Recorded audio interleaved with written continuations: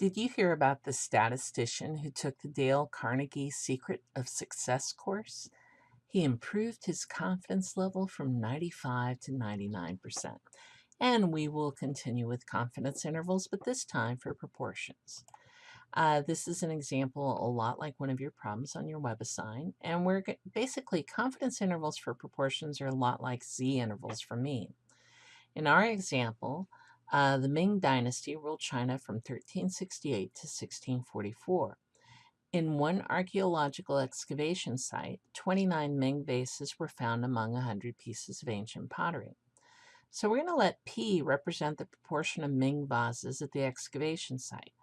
And we're going to find a point estimate for P. We'll round our answer to 3 decimal places. Well, how do we find P? And I put this formula on the left for you.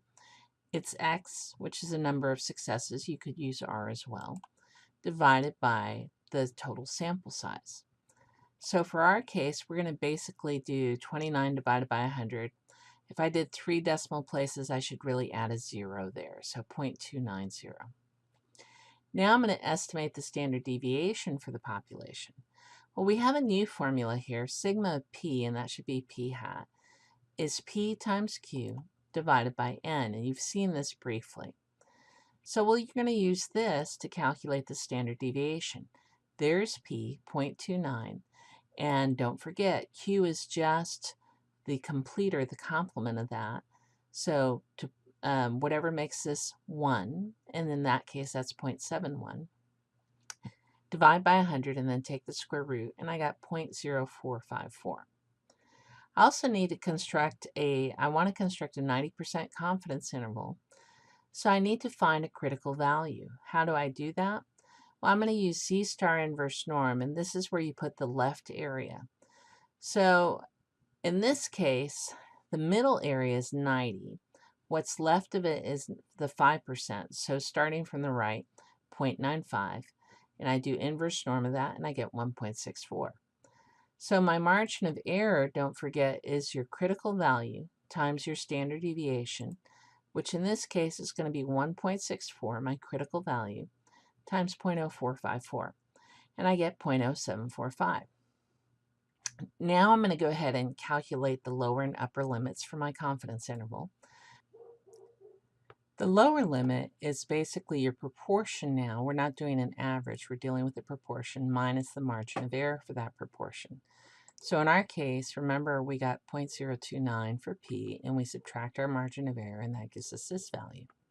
For the upper limit, we add the margin of error to our expected proportion, and so we get 0.3645. Now, so that's my window. And what's the point of this window, the meaning of this interval?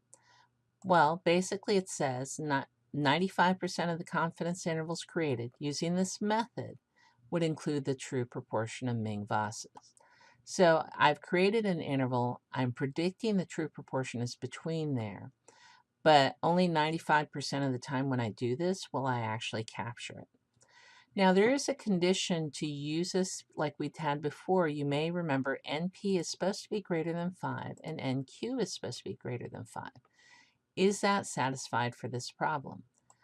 Well, I actually know that another way to look at NP, N was 100, P was 0.29, so I am going to get 29. But by the way, isn't that just X?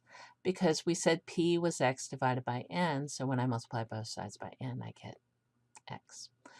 And I can also do this shortcut to find my NQ. So the number of successes is 29. That's how many Ming vases I found.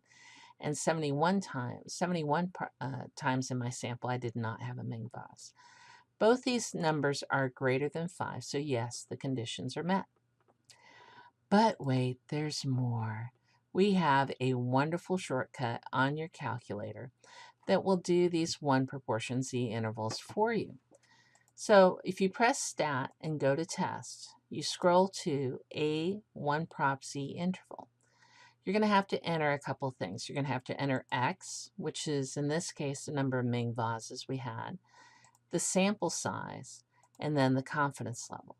Then you go to Calculate and press Enter. So let's watch this here. So go to Test, scroll on down to A, which is 1 prop Z int. There it is. Hit enter. And X in my case, we had 29 Ming vases, so we better put 29 in out of 100.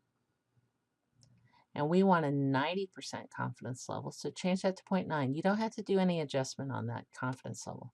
And there you go. So our readout here has a 0.21536 and 0.36464.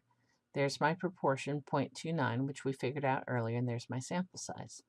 Now, if I want to find the margin of error using this technique, the easiest thing to do is to subtract both these upper and lower limits, and then divide by 2. So in this case, I do 0.365 minus 0.215. Doesn't hurt to include more decimals.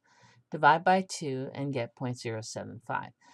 That's a little different than what we initially got, and it could be partly because I have some rounding going on.